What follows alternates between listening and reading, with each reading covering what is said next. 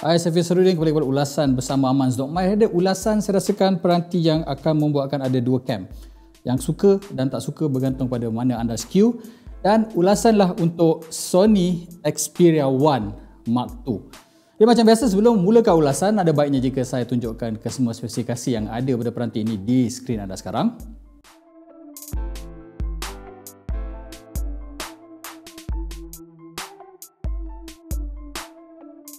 Baik, mulakan dengan 5 perkara yang saya suka terlebih dahulu tentang peranti ini.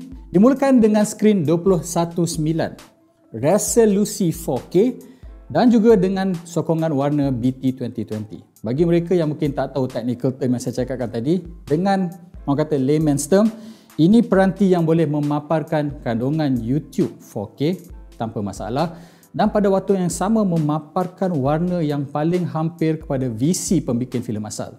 Saya katakan begini pasal kalau anda ingat apa yang Sony lakukan pada television Bravia mereka, ada dipanggil Master Mode, mana mereka berkolaborasi dengan Netflix dan beberapa studio untuk memastikan warna yang kita lihat pada skrin sama seperti warna yang dia lihat pada monitor ketika filem disunting.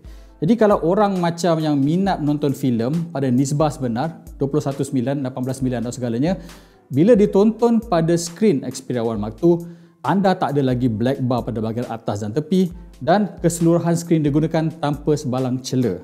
Saya katakan begitu pasal, sekali lagi, jika nak lihat trend sekarang, telefon ada banyak takuk lah, ada lubang skrin lah. Sony dia kata, kita tak nak buat apa yang orang lain buat, kita still kekalkan dahi dan juga dagu yang agak prominent semata-mata untuk memastikan kualiti visual yang boleh anda nikmati pada Xperia One Mark II adalah yang terbaik. Dan saya setuju, ini adalah skrin yang saya rasakan patutnya win the best screen untuk tahun ini. Skrin yang panjang ini juga memastikan bukan saja anda boleh tonton movie pada nisbah yang betul, tapi saya rasakan memberi advantage kalau anda minat main permuah frame per second. Anda dah tengok banyak video saya kata saya memang suka main Call of Duty Mobile dan selalunya apabila gunakan peranti yang skrinnya tidak terlalu panjang, saya punya tangan akan lekat dan kadang-kala saya punya jari menghalang elemen apa yang ada di atas skrin. Dengan skrin yang lebih panjang pada kiri dan kanan, saya boleh tolak ke semua elemen antara muka, semua buttons ke bahagian sisi dan bahagian tengah kosong dan saya boleh lihat musuh dengan lebih tepat. Hasilnya tak mengejutkan kenapa telefon ini dipilih sendiri oleh pihak Activision untuk digunakan sebagai peranti rasmi untuk Call of Duty Mobile untuk tournament mereka. Jadi dulu saya tak faham apa benda Sony pergi sponsor Call of Duty Mobile. Dah guna baru faham memang totally different pasal anda punya field of view memanjang. Bayangkan kalau anda pernah main monitor yang panjang, field of view anda ubah, samalah pengalamannya ketika skrin ini pasal memang tak menghalang langsung apa yang anda lihat pada skrin. Seterusnya ialah proses Snapdragon 865, 8GB RAM dengan 256GB storan. Ini adalah orang kata top tier dari segi spesifikasi untuk peranti 2020 dan saya tahu anda kat luar sana memang minat Snapdragon 865. Tak perlu saya cakap tentang benchmark dan segalanya, anda dah tahu pun pasal kita Disember 2020. Dan walaupun hanya disertakan dengan 8GB RAM, tapi kerana ia menggunakan pelancar yang hampir dikatakan stok Android, tak ada langsung masalah selemasa, tak ada masalah lagging. Dan paling penting, ianya berfungsi untuk kesemua aplikasi tanpa sebarang masalah sepanjang tempoh ulasan selama lebih kurang 2 minggu. Dan paling saya suka sekali mungkin pada peranti ini ialah Sony, dia kata ada jati diri. Dia tak rasa dia perlu ikutkan orang lain, mereka kekal dengan dia orang punya design dan hasilnya peranti yang totally against apa yang kita lihat pada tahun 2020. Orang lain gila dengan takut, dia tak nak. Orang lain gila dengan lubang skrin, dia tak nak. Orang lain gila menghasilkan pembesar suara yang satu tembak ke depan, satu tembak ke bawah. Mereka tak rasakan itu perlu. Mereka masih lagi sertakan pembesar suara stereo pada bahagian hadapan terus ke telinga anda. Tak berakhir di situ. Mereka juga tak segan silu menyertakan lagi bicu audio 3.5mm yang kini dah anggap agak pupus. Tapi bagi orang yang main permuah tahu, kalau guna wireless headphone misalnya, ada lagging dengan audio dan juga anda tak boleh charge peranti pada waktu yang sama. Jadi dengan kesemua elemen-elemen dia cakap di sini, Sony kata macam orang pelak kata no compromise, never settle. Mereka tak settle dari segi kemampuan audio dan memang ini antara peranti yang masih menyertakan the whole suite of keperluan audio yang anda inginkan pada sebuah peranti pintar kelas mercu. Dan rekan tubuhnya juga sedap dipegang. Kita tahu tahun ni orang macam go crazy dengan apa yang iPhone buat, kata go back kepada zaman iPhone 4 dan iPhone 5 berkotak. Sony juga badan berkotak, cuma saya rasa langkah yang diambil oleh Sony pada peranti ini adalah lebih praktikal, pasal walaupun sisinya masih lagi berkotak membolehkan anda letak peranti berdiri dan segala tak masalah, tapi masih dibulatkan sikit. Efeknya ialah apabila anda pegang, rasa lebih selesa dan sedap di dalam tangan berbanding dengan iPhone 12 yang saya ulas sebelum ni. Jadi saya dah bercakap 5 perkara yang saya suka. Sekarang cakap pula tentang benda yang saya kurang gemar. Dan ianya berkait rapat dengan skrin. Saya tak gemar sebenarnya dengan peranti yang badannya terlalu memanjang. Pasal kita dah terlalu biasa dengan 16:9. Suddenly kena biasakan dengan 21/9, peranti menjadi terlalu panjang. Saya nak tarik notification panel pun susah. Nak mengakses bahagian atas notification pun hampir mustahil. Walaupun saya tahu memang ada one-handed mode disediakan, tapi saya merasakan bahawa one-handed mode tersebut masih lagi nak perlukan double tap dan segalanya. Jari nak aksesnya susah. Dan akibatnya mungkin bagus nak tonton video, bagus nak main game, tapi untuk perkara-perkara lain jadi susah. Jadi anda harus balance between anda banyak nak nonton video ke atau nak layari web, dan akibatnya untuk most people yang mungkin tak habiskan masa nak tonton video dan main permuah, transition kepada tubuh yang terlalu panjang ini mungkin akan jadi terlalu sukar sampai susah nak digunakan. Nombor 2 yang saya tak suka ialah kamera. Don't get me wrong, saya rasa memang ini adalah peranti dengan kemampuan fotografi yang top tier. Kata top 5 kamera tahun ni kalau tanya pada saya rasakan memang Xperia One Mark II.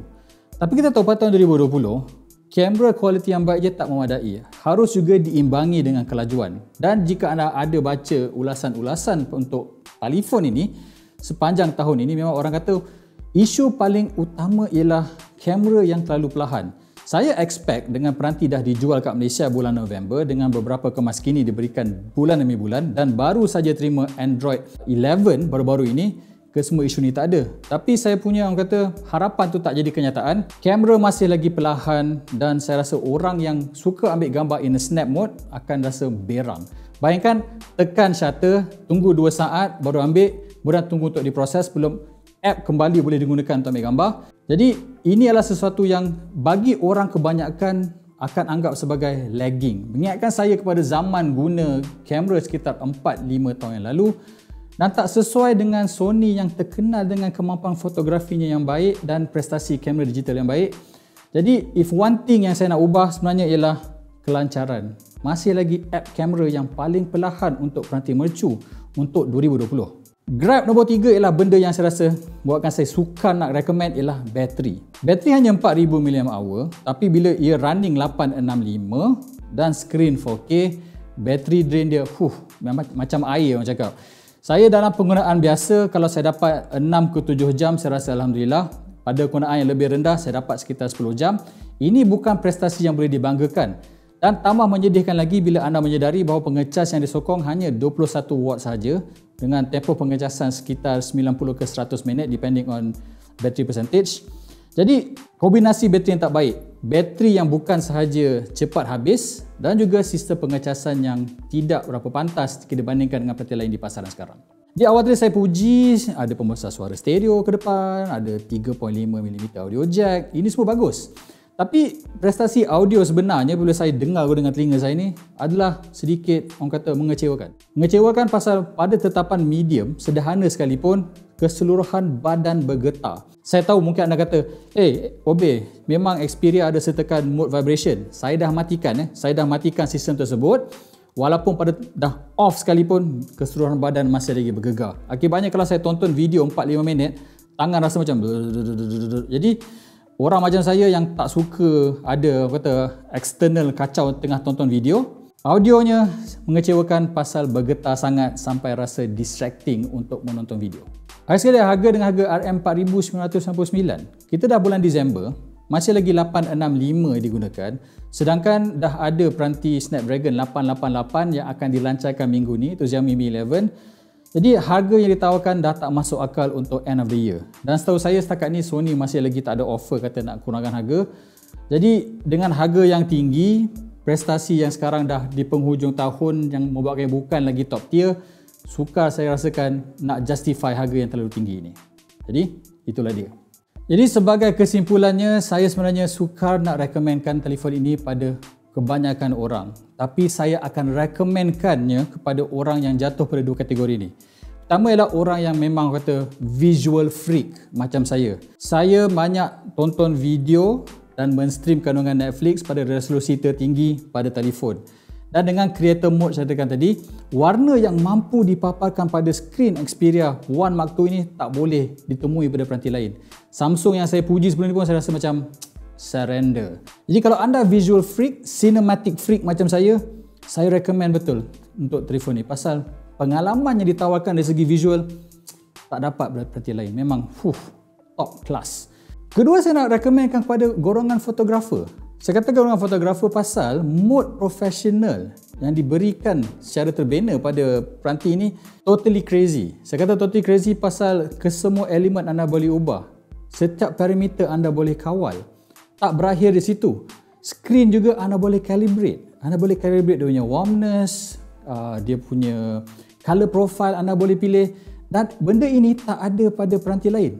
Dan saya tak mengejutkan bila kita tengok promotion video dan image untuk peranti ni, ianya cukup bagus skrin untuk digunakan sebagai monitor dekat siri Sony Alpha. Jadi bagi mereka yang kata movie freak dan juga photography freak yang tak kisah wait for the moment untuk take the best picture, tak kisah lambat sedikit, this is totally yang kata different level daripada kebanyakan orang.